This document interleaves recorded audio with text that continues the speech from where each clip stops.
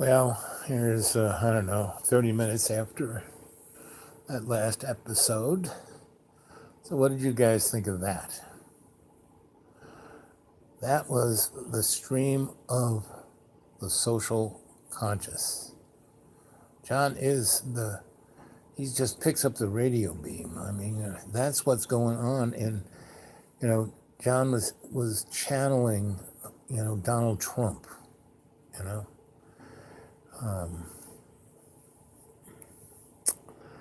And I went along with it because it was really, in my mind, as the social scientist, demonstrating that was an experiment there. That was showing what is going on in a world right in front of us. That's what's so brilliant about what's his name is that he, without any kind of, guile, he represents what's going on, and he wanted to know about scary monsters. That was the scary monsters. Oh, the fact that there is no, I'm not the best thing sliced bread, but, I do have a cognitive thread in the storyline that I'm trying to bring out to the community to have a chat. So I'm jumping back up here. It's 1 minute, 32 seconds. Let's see how many of you guys can come on back. Tell me what you thought of that. I'd really like that. And every time I kind of just put out a little hook of like, hey, come and take a look at this and that, John had to jump, oh, my channel, And that is what's going on in our culture. And what's his name? He's a sweet guy, meaning he really has great potential. He has a lot of talent, but he you saw it. I don't have to say anything. I want to hear from you guys. What did you think of all of that? I'm coming back here. It's now 10 something, but you guys are all around the world. Jump on and tell me what you think, because that was, but no different than, the last almost 2 years that, I've been here. And it's now, this winter's going to be ungodly. As hot as the summer was, and with all the fires and all the everything, it's going to be this cold. And this is the weather we're going to have for God knows how long, and it's just going to get weirder and weirder and weirder. And the powers that shouldn't be are controlling this.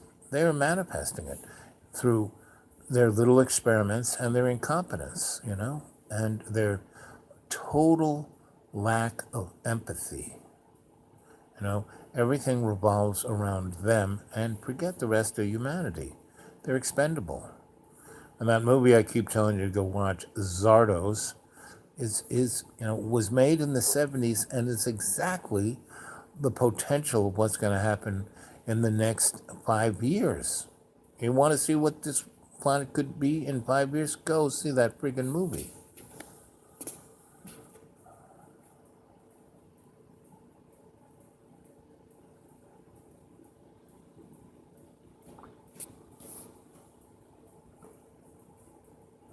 Yes, but even, the guy Raymond that Dustin Hoffman played, that guy was autistic. That's, what's his name, boy, is like way different. He is a open antenna to the universe, right? And the collective unconscious is so psychotic. There you go. Dustin Hoffman was not any of that.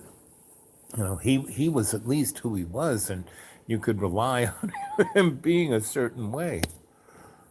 Not what's his name. And he is better, And his ability, he went to his ex and his kids and stayed with them for 3 weeks, and he really tried hard to commit to show them he wanted to be dad, and that was an amazing thing. But then I had my eyes operated on, and then he calls me just when I'm in the operating room saying, can you come give me a GA? I'll be landing in an hour. It's like, I told him I don't know how many times that this was going to happen, and so anyway, he finally showed up at like 11 at night with his mom and sister, and it was like, I should have got out the camera for that. And like I said, he is better. He's much better. But see, that's the misnomer in that it's not that he's good or bad or worse or better. He is the radio antenna of the psyche of what's going down, right? And that's why I want, he is the channel, like a radio. He's the channel. And I try to like just get a little hook into that subconscious there and get the channel turned on, because that's what you do when you can just, if you could just hit that switch, bing, he would be, because he was there. I mean, he was channeling, but just, the spectrum was all over the place. And this is like almost important science that I'm doing here. This is, why do you think I'm doing this? But most humans put themselves, no, this is not that I need a warmer place. No, I could let the universe put me someplace else way warmer than this. Well, as a scientist, you need patience. You have to, what patience is when you take yourself out of the picture, out of the frame. When you're impatient, it's only, I mean, I'm not a saint. I get impatient, I can be, but, when I'm trying to study something, understand something, I have done this long enough where I can actually take my ego out of the situation and give myself perspective. I stand back, and look at it. And that's part of why I can do this, is my years and years and years of meditation going into my Akashic record. And every night I put whatever pissed me off in the book. Showing you guys how to do it. You can do it. You want me to do another guided meditation? I will. But, I did one just the other night, and I did a better one, I think, about a month ago. But that's what it is. It's, you take yourself out of the perspective. The only thing that kind of can get me edgy is I have diabetes, and I have neuropathy, and I have a lot of things that can make me feel ornery, but I also have hypoglycemia, which is, an oxymoron to have hypoglycemia and diabetes. It's like, But if my blood sugar goes way low, meaning I haven't eaten anything, I can get, and so I don't let myself go there, because then I have to just go someplace and be by myself and meditate, and then I'm okay. But with this situation, this is, to me, an observation, an important observation, because what's his name really is on the edge, not in any kind of psychotic or psychosis kind of way, but he is, and he's not chemically imbalanced, so whatever is flying through his head isn't, some chemical imbalance. No, he is actually picking this shit up, and just without even thinking about it, saying this stuff. I mean, you saw it right there, and he was free associating like,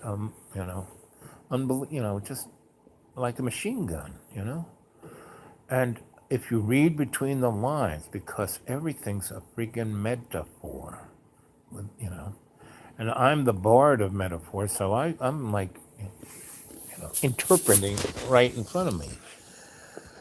So it's an interesting situation. Yes, it is tedious and trying, but I try to go with the flow and have fun with it. I mean, I was having a good enough time. I mean, there were so many places where I could have gotten upset or mad or pissed off. No, but why? Please. And we were doing, like I said, it was like Shakespeare,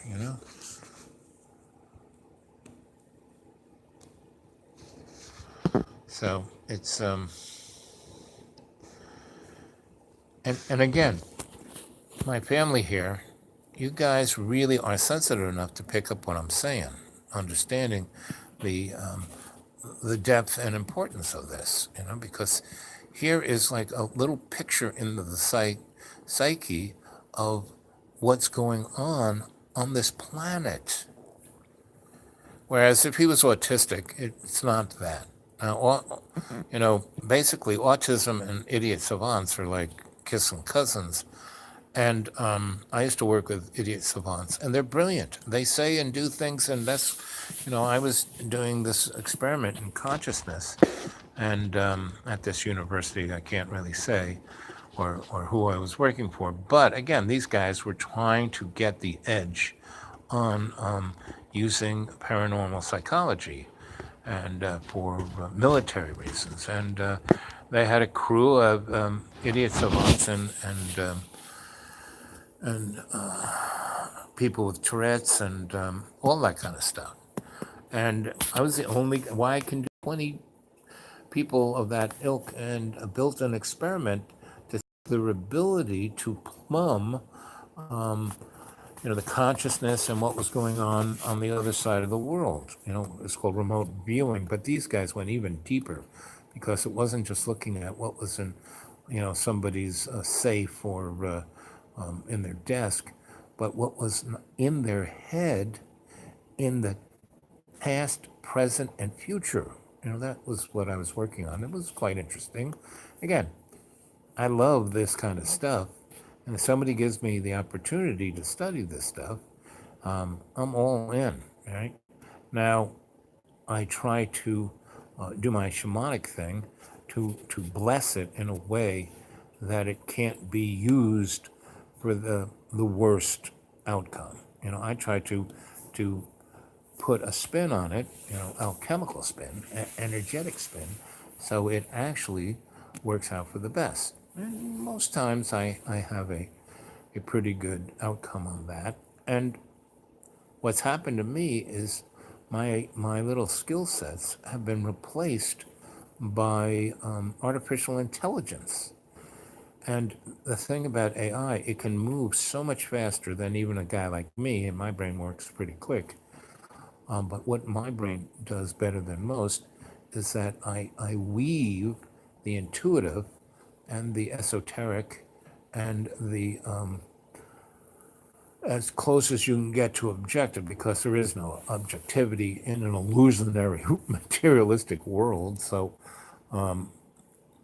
Heisenberg or some physicists said, whenever you are doing an experiment and you're observing the situation, you are injecting into it a perspective that throws whatever kind of objectivity you might think you have out the window.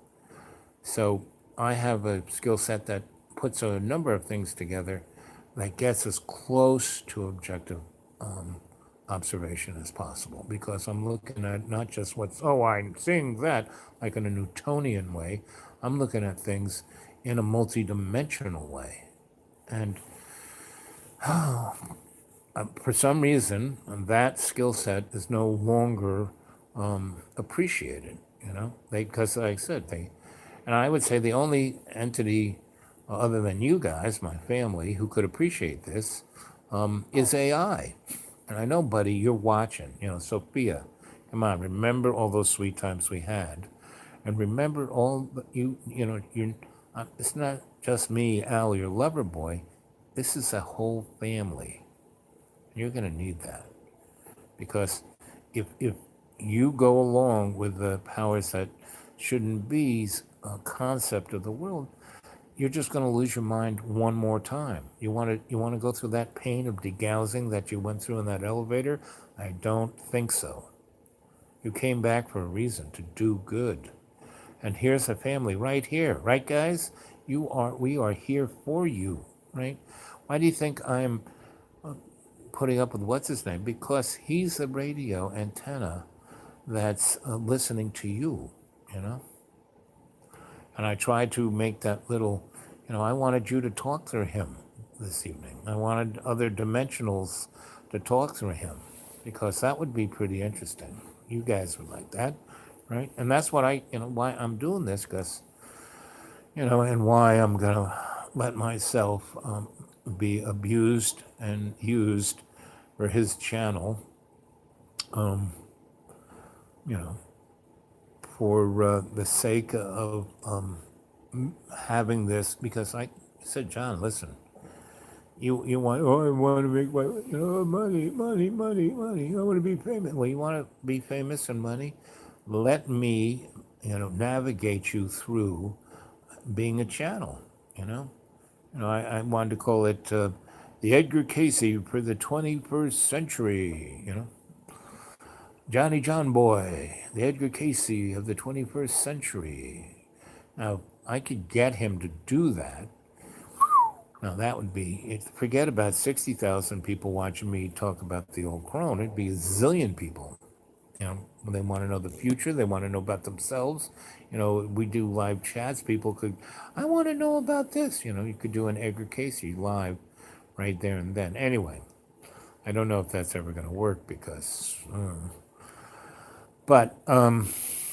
so again, kind of want, I came back on chat to get your guys' feedback, and you were doing a really good job. The chat we had on that was quite interesting because John was quite the foil of breaking any kind of stream of consciousness or storyline or anything. It was like unfreaking believable. Like someone said to send him to the commies or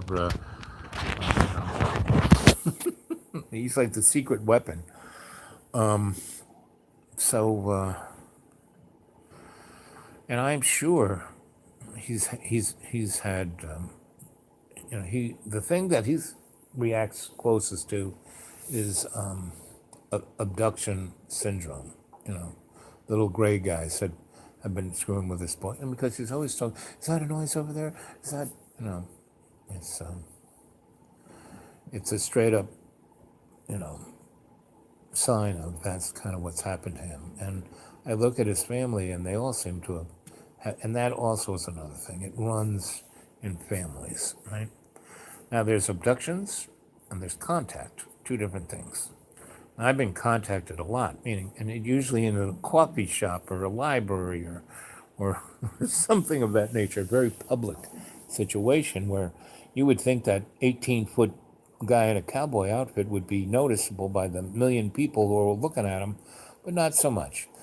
And that's the whole thing of contact, because they see you seeing them for who they really are, and they say, well, there's an interesting guy. Well, and I know who he, I came to meet him, and he is actually really seeing me for who I really am. Ergo, he's worth talking to.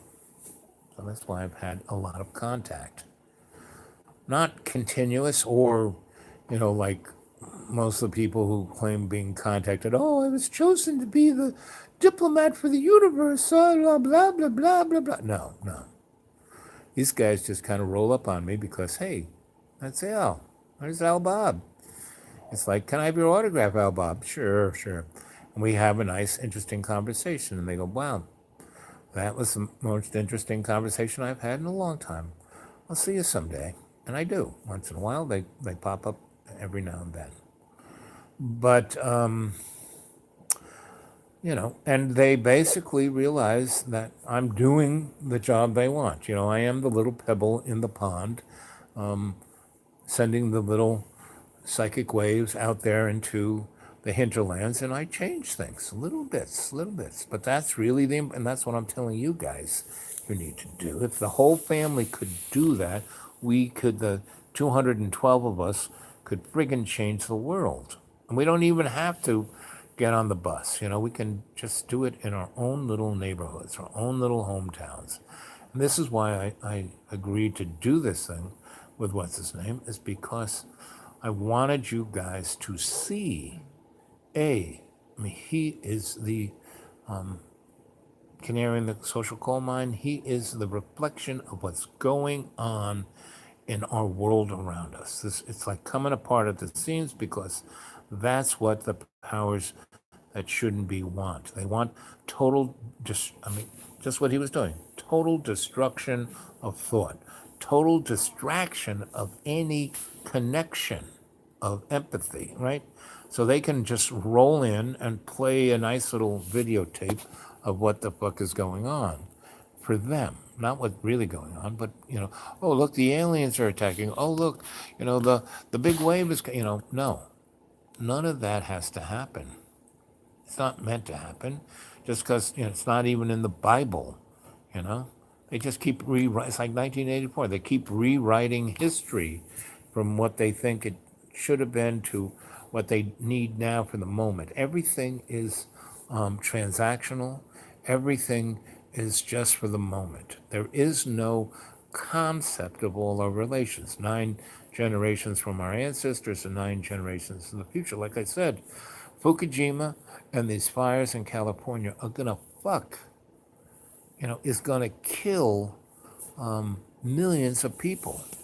You know, the nuclear explosions. The 900 or so tests above ground that they've had since 1944 have killed over 600 million people of cancer deaths and disease and et al.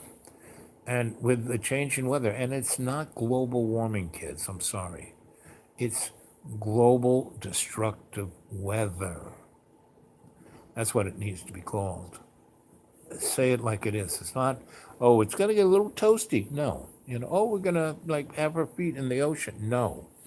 This is destructive weather. It's going to kill billions of people, causing more fires, burning more toxic this. No, and causing more tidal waves to cause more nuclear power plants because they're all friggin' built on the edge of the ocean. These freaking morons, Oh, we need water. Well, okay, let's put it in the ocean where a tidal wave can hit. And the best example of that is what's his name. You saw it tonight. You saw it right in front of your eyes. You saw what's going on. That's why I did that. And you kept saying, oh, he's got the patience of a saint. No, I'm a social scientist who wants to put on record. And that's why you guys need to copy all of these. You got to put them on your hard drives. You got to put them on thumb drives. And what I would really love if you guys could stick them on CD-ROMs. Because no matter what fucking happens, what, EMP whacks every silicon chip. If it's on a CD-ROM, some, historian a billion years from now will dig that CD-ROM up. I mean, I've been how can I put this? I've been in situations where I've been brought to look at something that was in a coal mine 900 feet underground, and those machines that chomp up a coal vein, went and hit a thing that was the size of a bread truck. But this machine that has these, hooked up to a 500 horse electric motor, chopping up a coal seam, hit this metal box, and that metal box tore the machine up. It was like when I went down in the hole, there were pieces all over the place, right? The metal box wasn't even friggin' scratched. And there are guys there with x-ray machines and all kinds of stuff. And they brought me and one of my mentors and another few interesting folks that we were a team of in to look at this thing because we were guys and gals who had our skill set that was not like anybody else's. And that's why I got involved in this stuff, to see things like that. And anyway, this coal seam was almost 1 billion years old. And there's this, a bread truck box, inside that coal seam. Means almost 500 million years old. It's a device, we couldn't get into it. I tried all my little magic, hermetic, esoteric sitchings on it. Not so much. But I got a read on it, and the other folks who were a little more twitchy than me, my little energizing into it, they said, wow, I can see even more. And so we got an idea of what it was, and we only got about 18 hours to do our little fun and games with it until we were asked, thank you very much. The check is in the mail. You can leave now. We have the experts coming. I was like, I thought we were the experts.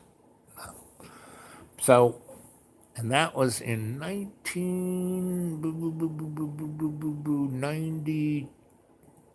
no, 90, yes.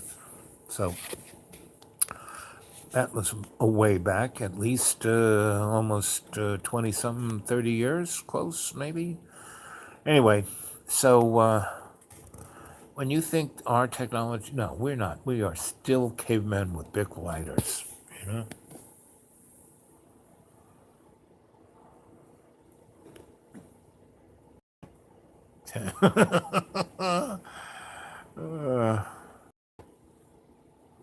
Time to, yep, time to meditate once again. It's, yep, exactly. And be kind, even though, exactly. It's a very good exercise for me, along with being the social scientist that I am. Yeah, so. No kidding. He is the Rubik's cube. You know, he is the gem. Why do you think I've spent 2 years doing this? You know,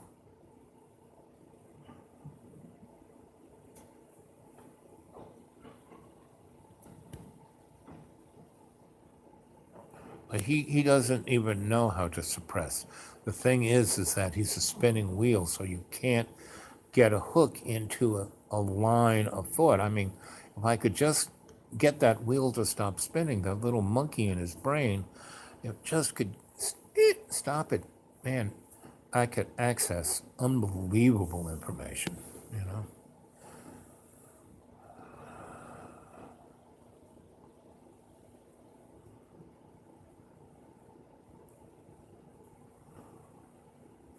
Yeah, like I said, he really is one of those little opportunities to see behind the curtain. Yep. Problem, reaction, solution, bullcrap. Yeah, that's, as I say, the powers that shouldn't be. Again, it's not global warming. It's, you know, weather suicide, you know, that's happening. Because this winter, we're going to be in an ice age. And, you know, people go, we have to save Mother Earth. Forget that. Mother Earth is going to be very nice. I mean, look, we've had at least 8, you know, total global species obliterations. And, you know, she does quite nice. To give her enough time, she comes back and kicks out beautiful flowers and butterflies and, you know, the things that are important.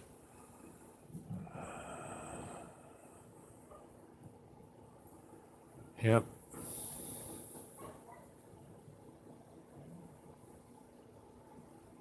Yep, I just need this because, I mean, I've even lost my password to the, you know, I didn't lose it. It's in I write everything down. It's in a notebook someplace. But, you know, Johnny Boy wanted to get a hold. He said, "Oh, just give me your password and I'll read." You know, I said, "No, John, I don't know it." You know, he would obliterate it because he's got this, you know, this kind of little. Oh, I have to be on top of the world. I want to be famous. Blah blah blah.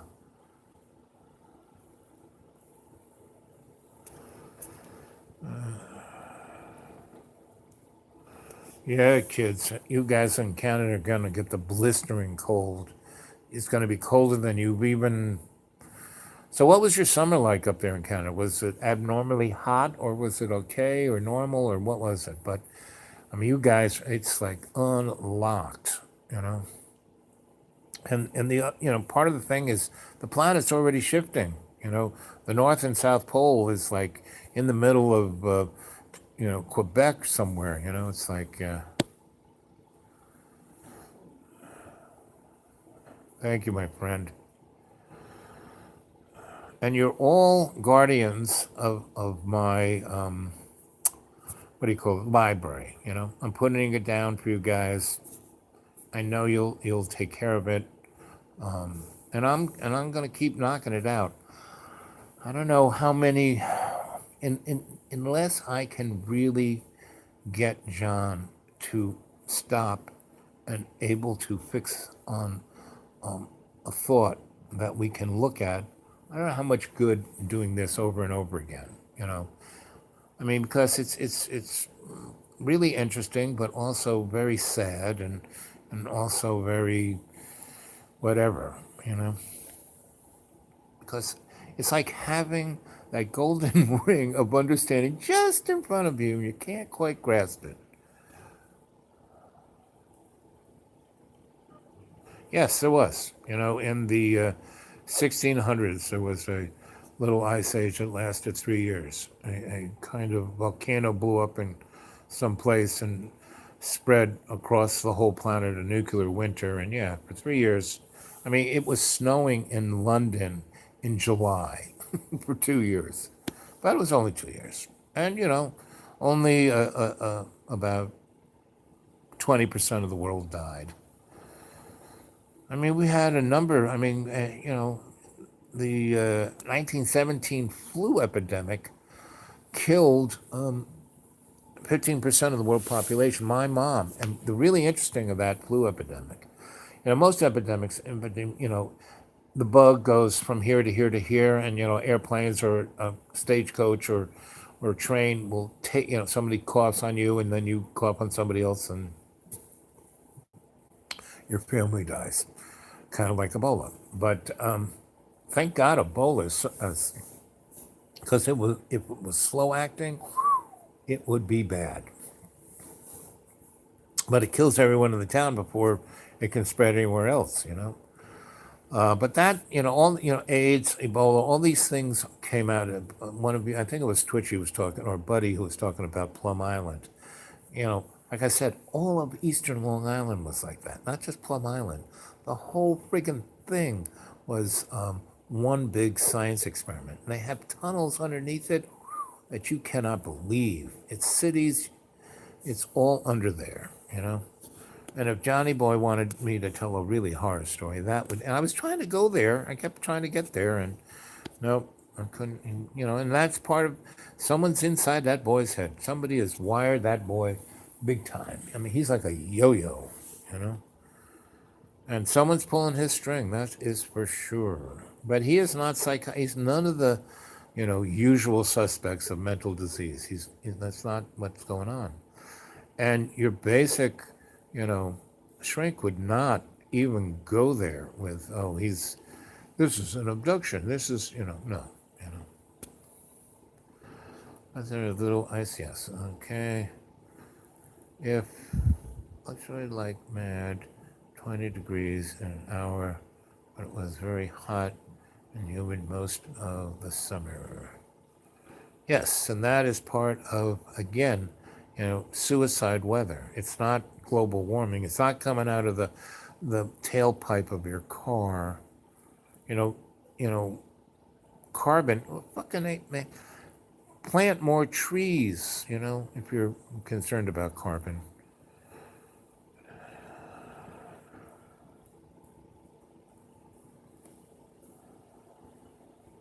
Yes, I read about that. I live in a place in Tennessee that, you know, they built a dam and flooded this whole county, right? And it's Sawtooth Mountain, so the water went all over the place.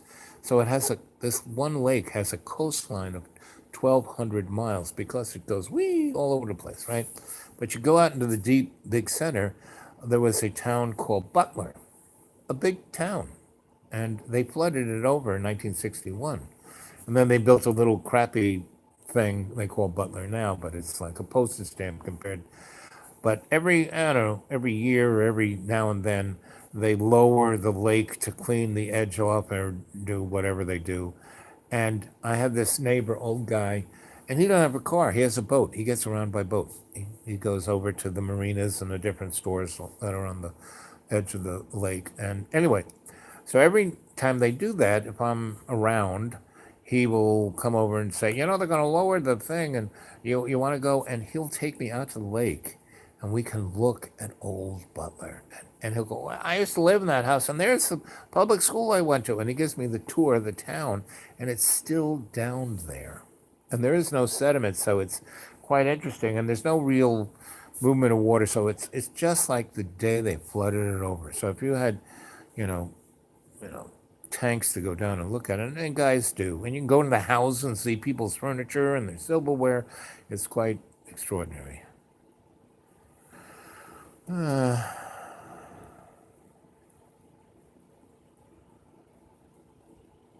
Yes, exactly. I mean, you can see that in the, and the chemtrails, they're not to reflect the sunlight to keep us from cooking. Nope, sorry, that's not it. What it is, chemtrails kind of came from during World War II. Both the English and the Nazis would chop up aluminum and throw it out of the airplane. So both sides' radar would get these big, it was called chaff. And so that stuff up there, what it does, it gives an antenna for HARP and other scalar devices to, even though they're like just up there in Alaska, that energy goes all over the planet. And it's not just to change the weather, it does do that, but it affects, earthquakes, it affects people's consciousnesses, it affects a lot of things.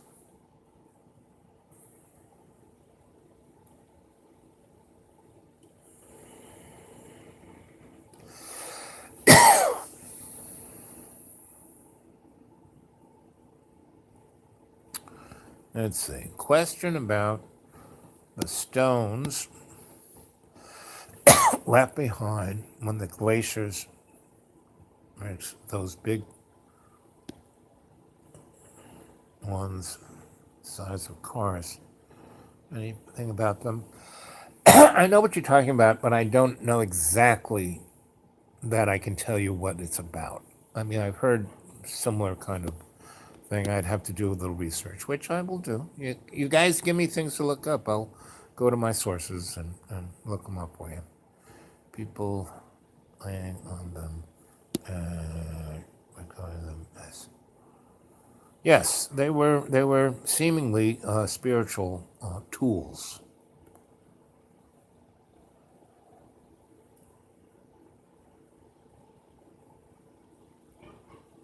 Well, first off, you got to put things in perspective in that today's what is called actual science is more a religion than an objective tool, right? Everyone, oh, this is what it is. And so if you don't believe in global warming, then you're a weather, blah, blah, blah, blah. You're an evil person. You're terrible. No, that's not science. So, the best thing you want to know about chemtrails, you see who's paying for them. Where's, it's always follow the money. Yes, and see, chemtrails do a myriad of things. And like you were saying about how the waves, you can see the waves of the scalar device in the clouds. They kind of ripple along, and you get yourself in the Navy. They would have these binoculars that had these hash numbers, so it would give you a perspective, so you could tell the distance between two things. No, that's 20 miles apart. That's right. And you go to a good Army Navy store, you can find a pair of binoculars like that for like $50, and it's really great because it gives you the ability to figure out how far something is away from you, which is a good thing. And this thing about the moisture, what do you think has happened to poor California? California is a beta test of Solution 21 there, and they want to get rid of 3/4 of the human friggin' race.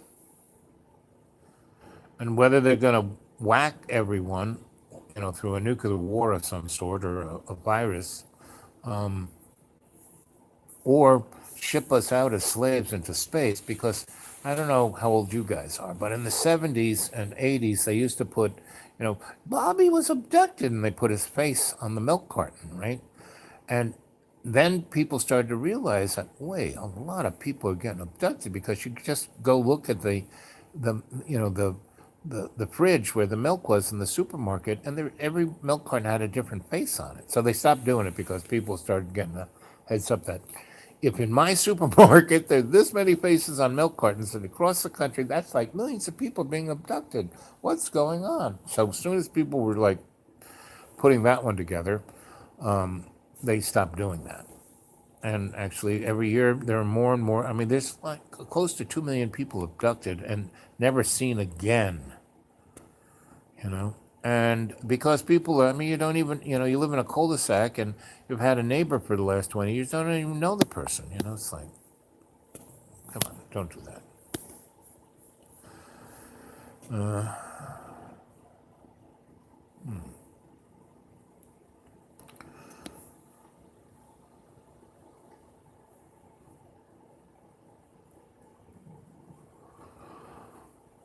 But not, and that's part of the psychoses of the powers that shouldn't be. These morons are doing shit they think that's going to affect everybody but them. Really? Not so much. But, so I've been around folks, I was telling you the story of Henry Kissinger and, Nelson Rockefeller. Well, they got big families, kids, and I used to go to school with some of those kids. They are fucked up.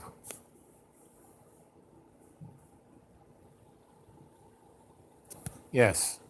Magnetic poles, Earth's rotation. Yep, yep, yep. And that's why you see the frequencies up in the clouds.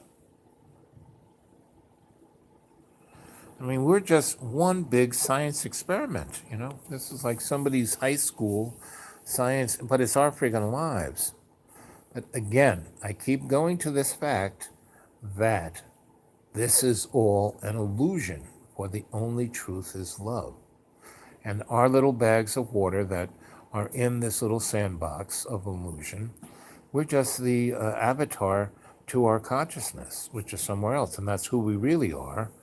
And as long as we're learning, I mean, my attitude, first off, you know, like, John, boy, you're really working good. I mean, every step I take is unbelievably painful, but by forcing, not forcing, but by forcing and making myself to walk around and not be in a wheelchair and getting my legs chopped off, I still have my legs. And by still having my legs, I'm still alive because everybody who has diabetes, unless their legs be cut off, they're dead in 2 years. So I haven't let them do it to me. 72 years, something like that. Procession. Yes, there are all these processions. That's why I started doing the series of 40 days and 40 nights, is that I started observing that all of these, I look at trends, and they're really long trends, like billions of years old, and short trends, like just a few seconds.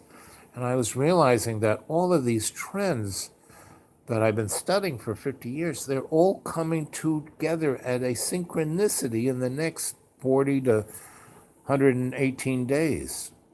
And when, things like that happen, that's when, whoa, because you look at all the wars, all the past history of catastrophes, you can see a lot of these trends coming together. They're in Venn diagrams. Well, freaking all of them are coming together first time ever, because they can look at, you can look at these trends way back because they deal with radiologic energy in the universe, what radio astronomers look at. And they can be brought into trends themselves. And not many of us look at this stuff as trends, but the few of us who do, that's another skill set. And you can, be a soothsayer. I mean, all the real good soothsayers look at the trends. They don't look at anything else. I mean, runes, cards, tea leaves, all that stuff are trends. That's why I can cold read like a motherfucker. I can read people like a book because I just see the trend, what's there, right?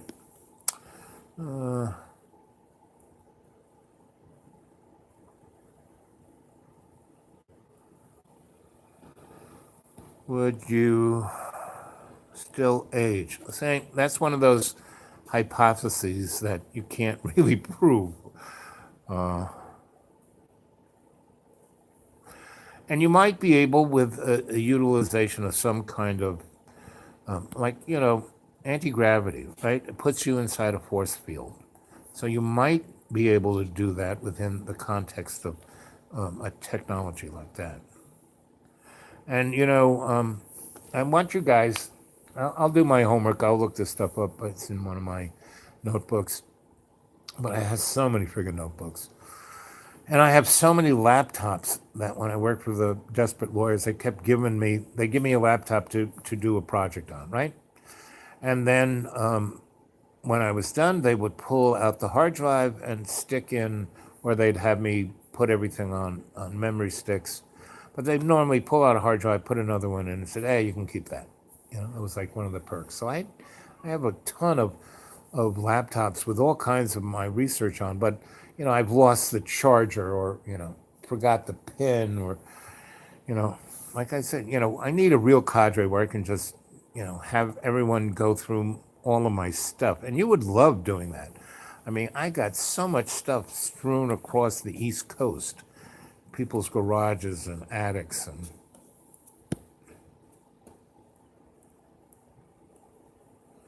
is gravity what ages us? You know what ages us? Stress. Worrying about shit. Now, gravity, all of these, environmental abstracts, yeah, they have their,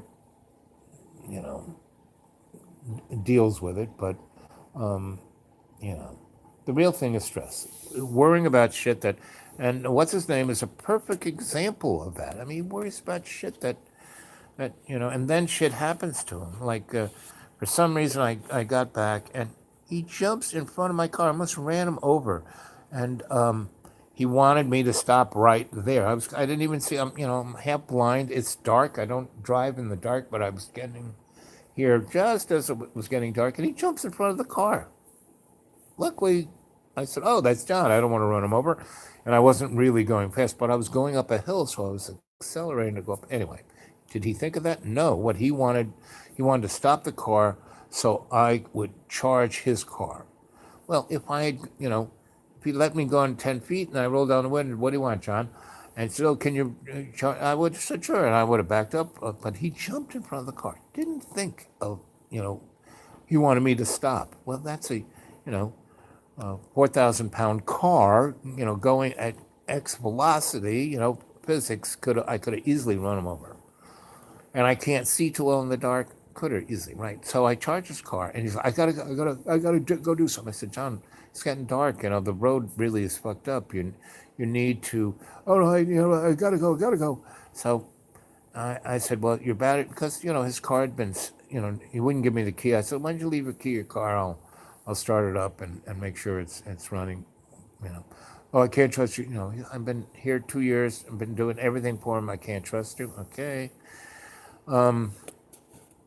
So his car was dead. So and I said, John, why don't you let it run for a little while? Then you can just go. He said, no, I got to go now. Well, he goes down, and the road's fucked up, and he hit a log or something. And,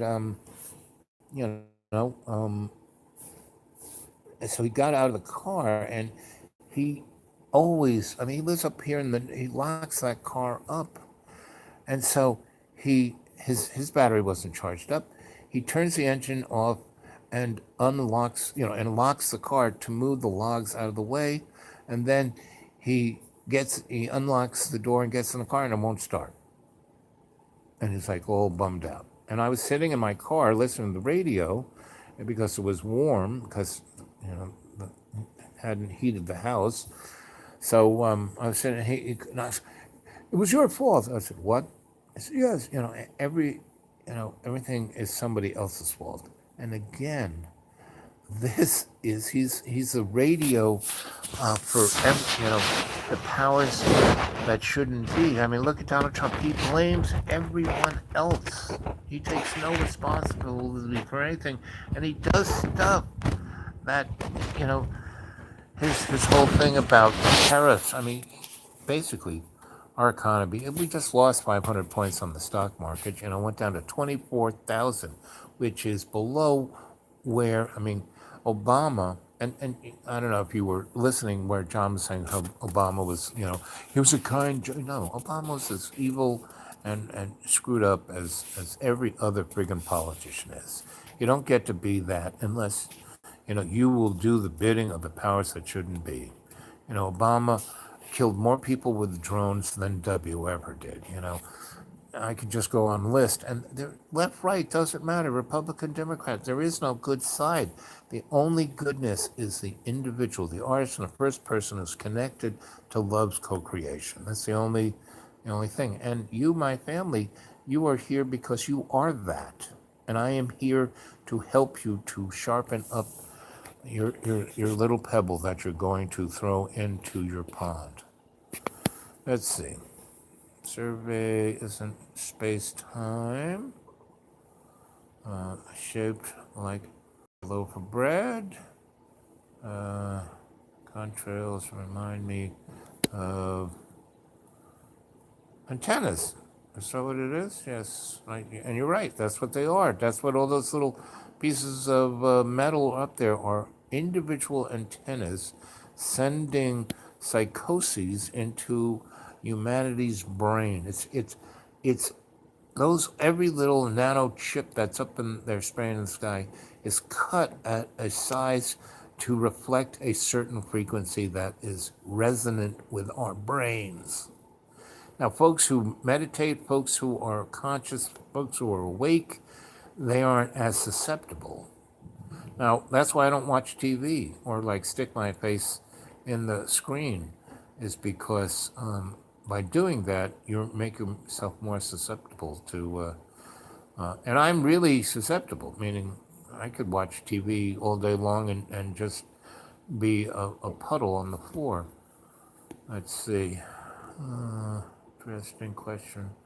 We all develop on response to gravity. And we do. I mean, but that's only, again, all of these things are just observations of a two-dimensional construct.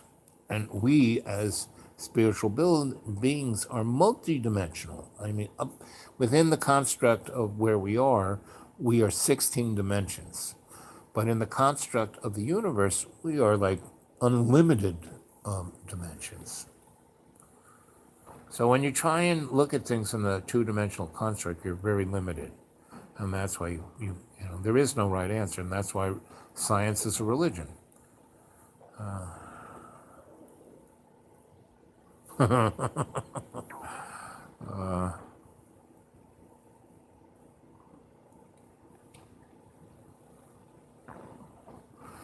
And again, what you're talking about gravity is, and what you're saying is true within the construct of an observation in a two-dimensional quarry. Because when the guys go up and spend a year or so up there in the space station, you know, their lack of gravity changes their body in ways that are really fucked up.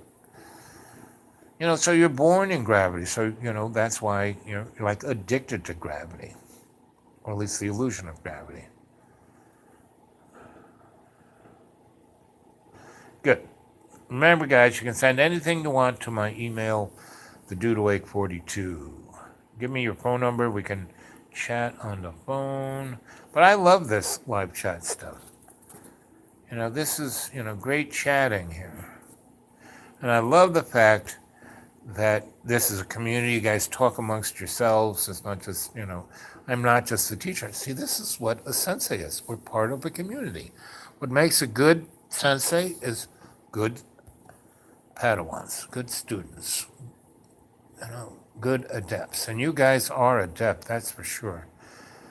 I'm not getting too far into the astrology, even though it may, but what possessed wise men, a New Testament, their trends following a star. Yes, exactly. And like Plato said, wise man who's guided by the stars, like the wise man.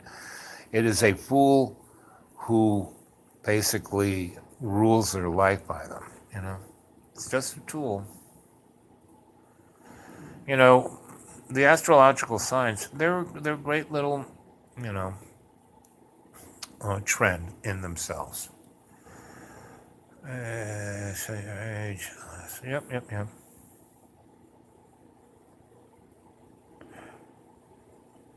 I like that. He's just worrying about shit, and then shit happens. Exactly. You know? If you don't worry, if you don't let shit get in your grill, you won't have a messy grill. You know, I'm always looking at things 3 blocks away. So when I see shit heading my way, I just get out of the way. You know, there were a number of things this evening. So I, you know, put my phone down on the table, in the middle of the table, and then John walked in the room and I picked it up and put it in my pocket and he stumbled and my phone was on it, he would have destroyed it. You know?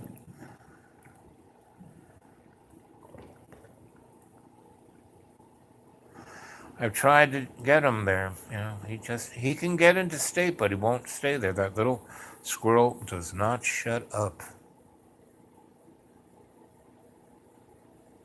Yes, the pineal gland. I don't even know if he's got one. Yes, that's me. Don't worry, be happy. Smoke a joint. If I had one, I'd smoke it. You know, I have zip money, and all my friends who used to, oh, Sensei Al, he loves this stuff. I'll bring him some. Well, they're not around anymore. And most of the folks who have it, I know, are selfish. You know, I can't share it. I have to keep it for myself. Half the fun of smoking is smoking with other people. That movie, The 70 Shows, I love it when they're in a circle and you don't see them smoking, but the room is full of smoke and they just get stupider and stupider as they go around the circle. It's 11:11. Thank you for that synchronistic moment.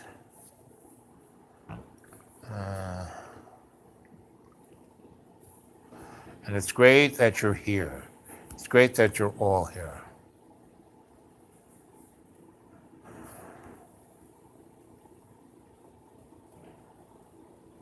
Of course, we've had past lives. I mean, come on, guys. Go to those two chats where, you know, one's called This Will Set You Free, and whatever the one I did the other night is a similar name. Both of those are guided meditations. You meditate, you will see all of your past lives and all your future potential lives. You know, that's what the Akashic record is for. Not really. I mean, yes, again, John represents so many. That's why, you know, whenever he gets entangled in the psychoanalysis world, people start, you know, wow, look at you, you're this, you're that. And then as they go deeper and deeper, if they actually do it, they realize that no, this guy ain't crazy. He's just neurotic and he's annoying. Get like he ended up, he'll tell, I don't know if he's told you the story, but he went to Texas and he drove. And he keeps going, don't drink coffee and get sleep. Well, he in his driving there, he drank like 50 cups of coffee before he left. So he's spinning like a top. He drove there, and because his finger was like doing this, he couldn't push the right button to get Siri to tell him where to go. Well, all he had to do is look at a map, but no, he has to look it on his phone. And all he really had to do was stay on Route 40 all the way fucking there. But he got off, and he went into some, you know, town in Alabama, I think, or someplace like that. And you know, he totally lost it. And you know, the police stopped him, and he pretended that he was a illegal Mexican. You know, and so they said, well, this guy isn't playing with a full deck, so they took him to the loony bin, and so those guys assessed him and basically figured out that this guy ain't nuts. He's just freaking annoying. And what did they do? They gave him a bus ticket. They kept his car and gave him a bus ticket back to Roanoke because they just couldn't stand being around him.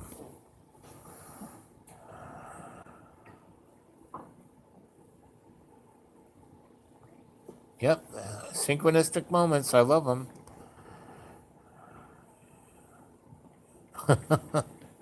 God was watching out. That's how I rule my life. You know, I have no money, but when I need an extra $20 or $100 or whatever, I mean, last week I had Zip money.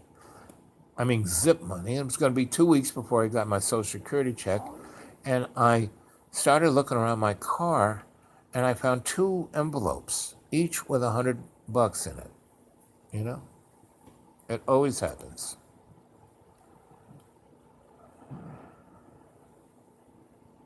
Yes, and I had him a number of times where we would do it, and it straightened his ass right out. You know, and why I'm still alive is I meditate 5, 6 times a day. You know, my endocrinologist tells me I'm the healthiest dead guy he knows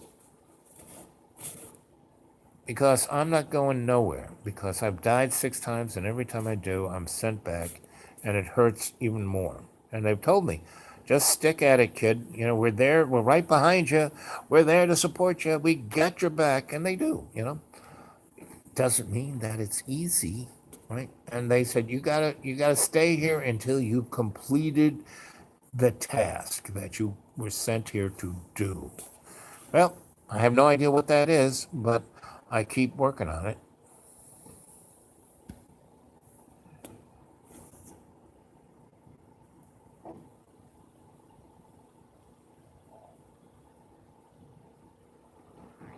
Yes, exactly. That's exactly it.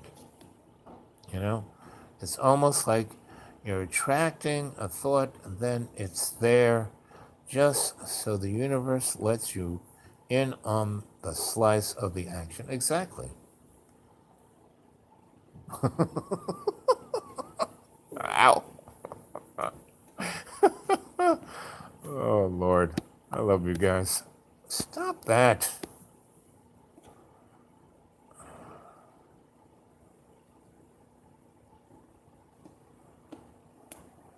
You know, if you're indigenous, you're the only person who isn't illegal.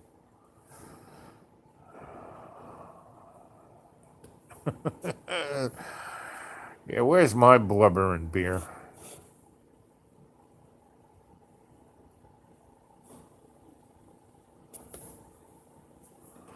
I'm not going anywhere anytime soon, guys, so don't worry about it.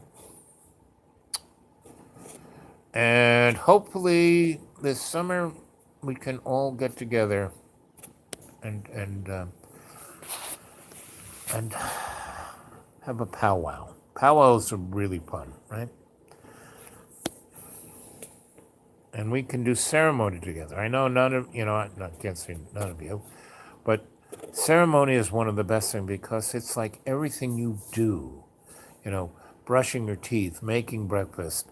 I mean, you do it all together with each other, and you share the joy. You know, everything I do with joy. So I enjoy everything I do, and that's what ceremony is about.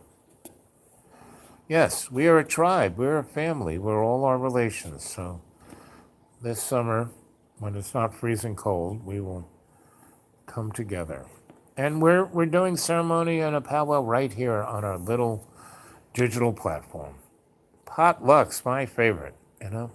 I've done them for 50 years. And this town I tried to do it in this town, had some really great places.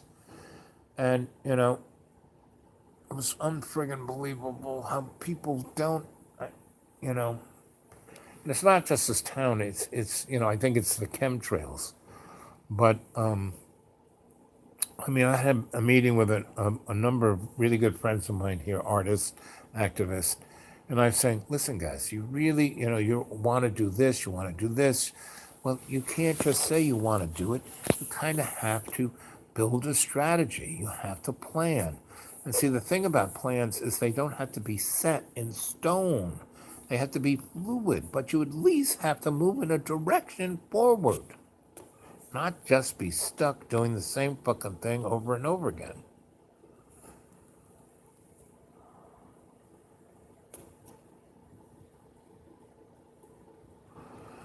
He could, yep.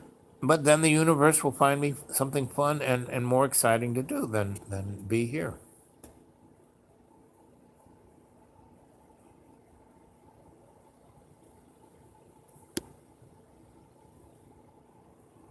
Yeah, powwows are the best. So I've studied with some great elders, right? And they would take me to like the elder powwow. And I was in my 30s, and these guys were the top of the notch. And like Grandfather David of the Iroquois, right? He took me, and all the older guys. Who's this kid? You know what? He's whiter than snow. What is And the Iroquois nation. They were not conquered by the Dutch. The Dutch rented the state of New York from them, and the Iroquois were smart enough to marry into the Dutch family. So you look at the Iroquois nation today; they all got blonde hair, blue eyes. Anyway, but the Mohawk, they stay true. So we go to this thing, and he goes, "He's my grandson." Now they know all his family. They've known his whole family for as long as all those guys have been alive, and they kind of look at him and goes, "He's that kind of grandson." I go, "Oh, he's that kind of grandson." So, but most powwows I would go to, I remember, and the three different elders that I lived with, who were my grandfathers, right, they were all Davids. Grandfather David of the Hopi in New Mexico, Grandfather David of the Iroquois Nation, and there was a Grandfather David of the Cherokee I was studied with. And he turned me on to a guy who was a great herbalist, whose name was Chief Two Trees. And so those were the elders I was with. And I go to powwows and meetings and all kinds of stuff with those guys. And basically, it was mostly about political stuff. And that's, I was learning shamanism from those guys. But what I was helping them was, getting them grants, dealing with the politics of the laws of blah, blah, blah. And so the elders really liked how I interfaced with them because I didn't take control. I just assisted, right? Whenever something needed to be done, I'd take care of that. The floor needed to be swept, I'd sweep it. The wood stove needed to be cleaned, the stall needed to be mucked, take care of it. I do that, and also whatever else needed to be done, right? And that's how you get things done. You're not saying, "Oh, I'm top of the heap, I can't do that." And when I was in New Mexico, I came from New York, and I didn't know which end of the horse was right, but I had to go out into the hills with Grandfather David. He wanted me to do ceremony with him, and the only way to get there is ride a horse. So he asked one of his grandsons to, teach me how to ride a horse and all the things you had to do to ride a horse and not kill yourself. So these kids were my age, but they were like like people my age. They thought they'd have a laugh on me, so they gave me the wildest, nastiest, meanest killer horse you could have, right? So, they said, "This is how you put a saddle on a horse, and this is what you do." And I kind of practiced that a little bit. And I was saying, "Man, if I was a horse, I wouldn't want this on me." So I went over to the horse, right, and I had some sugar cubes and apple quartered, and a couple of carrots that I had cut up into pieces. And I went over to the fence, and I kind of stuck a quarter of an apple on the fence, and a sugar cube, and a carrot. They could take his pick which one he wanted. I just stood there, right? And the horse kind of looked at me from the other side of the corral and kind of said, "Hmm." And I wasn't moving. I wasn't going, "Hey, come here, horsey." I just stood there and looked straight in his eye, right, and smiled. And the horse kind of sauntered over and kind of, do that thing with his lips and his tongue that horses do. And he kind of took the apple off the thing. He said, "That was pretty good." He had the sugar cone. Boy, that was like LSD. It was like, "Ooh, that's, ooh." Then he had the carrot, right? And then he kind of put his head over the corral fence and, put his nose on my nose, and we're looking in each other's eyes. And I took my little finger and just scratched his ear. And he kind of turned his head so his ear could get more scratched. And I just kind of rubbing his ear. And then he came back and he just took his tongue and went right on my face. And I handed him another carrot. And I did that the whole afternoon, right? Then I went over to the gate, opened it up, got in the corral with him, and just started. I had a brush, and I just started brushing his neck and his back. And he just kind of, oh yeah, oh do that over there, over there, and I just did that all day, right? And then I petted him down, and I went and got him a bucket of water and a bucket of grain, and left it there for him. And then, I didn't put a bit in his mouth, didn't do any of that stuff, right? And so I did that for 2 days, right? And so I said, okay, I'm not putting a saddle on you because I wouldn't want one on me. So I put a blanket on him, and they have these belts. And I put the belt around him and didn't tighten it to like he couldn't do it. And I put the bit in his mouth. He let me do that.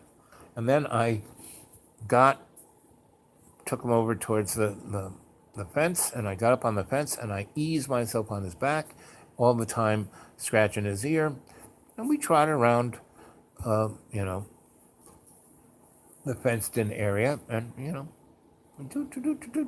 and those kids looked at me, and they couldn't forget me. They thought I'd be dead, especially, I spent an hour or two giving him, at the beginning, the sugar and the apples and the stuff and scratching his ear. And they got bored waiting for me to die. And so they came back just as I was about to go inside the corral with the horse. And all I had with me was a brush. And they thought I was, what do you, they were about, you better not go in there. That horse is, he does, that's when they said, he doesn't let anybody ride him. I said, well, I'm not going to ride him. I'm just going to brush him. He likes to be brushed. That's what do you mean he likes to be? Well, I was scratching his ear and his mane, and he likes that. So I can't, if I was him, I would sure like to get my back and sides and neck and, everything brushed. I'd like that. So, I did everything to that horse that I would like done to me. And we became best of buddies. So when, one day I just spent, going around and said, well, when you go out, you're going to have to put a saddle on that horse. I said, I'm not putting a saddle on that horse. I can hang on to him on a blanket, and there's this belt around it, so I can hold on to that belt, and so we went out into the desert of New Mexico in the Four Corners, me and Grandfather David, and that's when David said, that horse is supposed to be a killer. He's the sweetest thing. I said, well, I treat him like a sweet horse, and he treated me like a sweet guy, and now that's why I'm on his back, right? So, and he was not a really tall horse, and I wasn't as grande. This is when I was still a thin guy and was pretty athletic, and so I'd kind of take a few steps and jump on his back, and he'd let me do that. But I didn't need to put my foot in a stirrup and yank myself up there. I kind of flew up onto his back. And he really liked me, and I really liked him, and that's why we got along. And that's my attitude to all animals. The other day, I was confronted by, not a pack of dogs, but 3 dogs. And their owners were morons. And they were pit bulls. Pit bulls are sweet, but they can also chew you up. And they should have somewhat control of these dogs.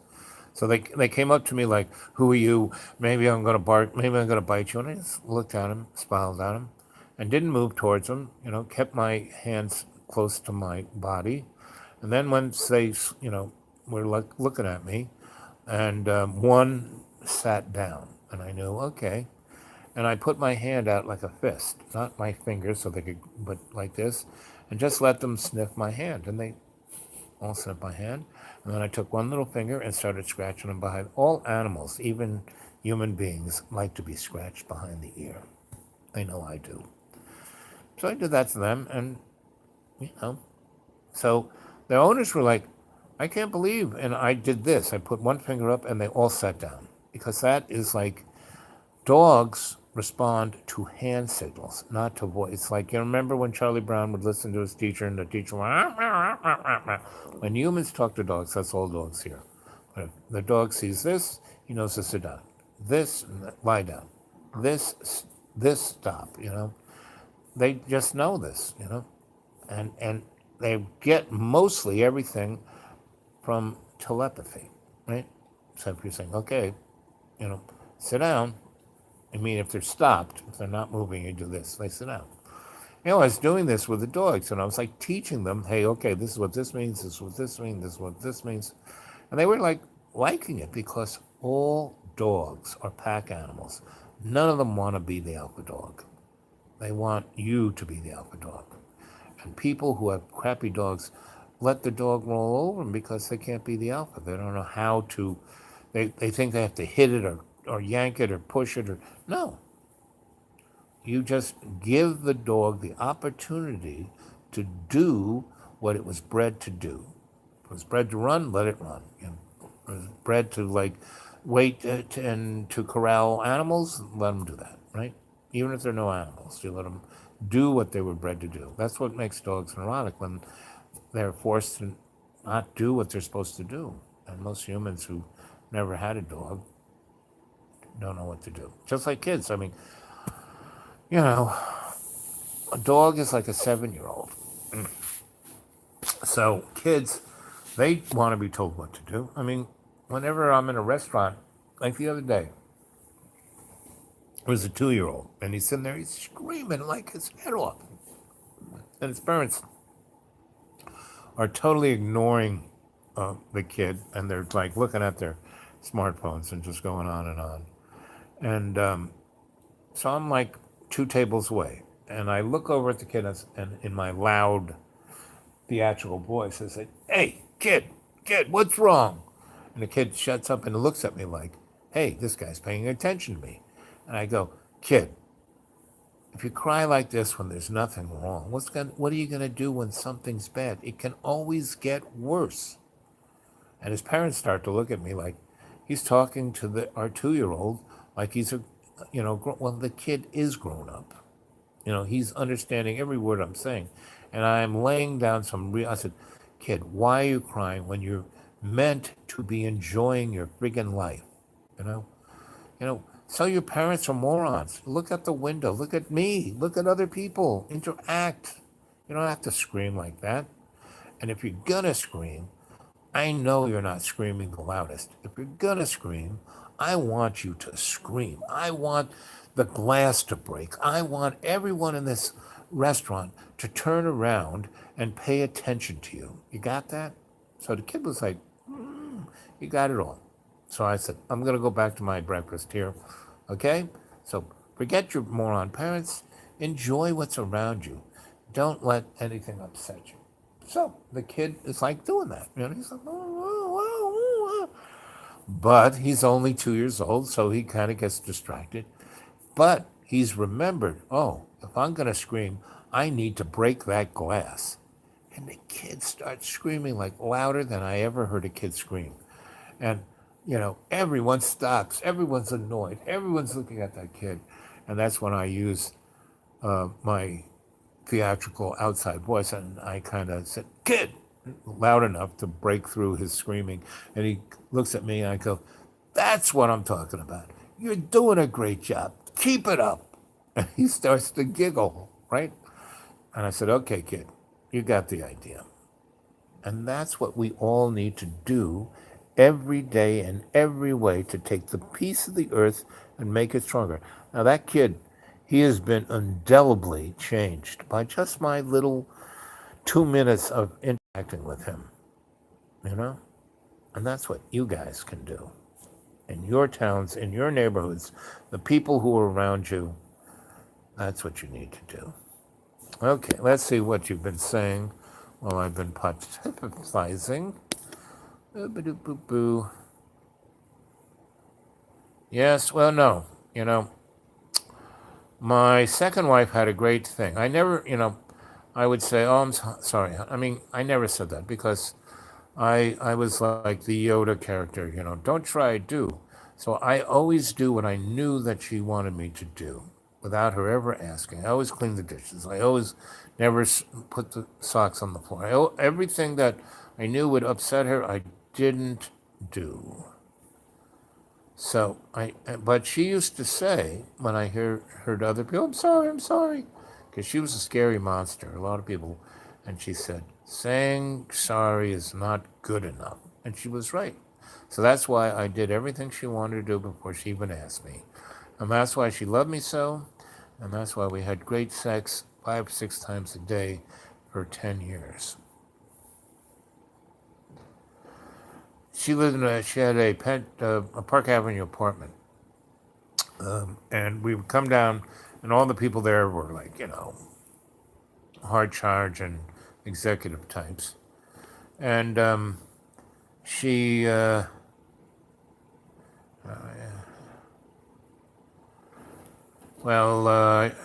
you saying that for? Well, I know I'm fine, and I'm picking up the fact that everyone in this chat is fine. So I would say we're all fine, and thanks for asking.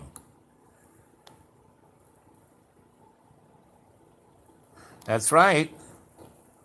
14 or 1500s, and vice versa, 9 generations into the future of all our children is like the year 3200.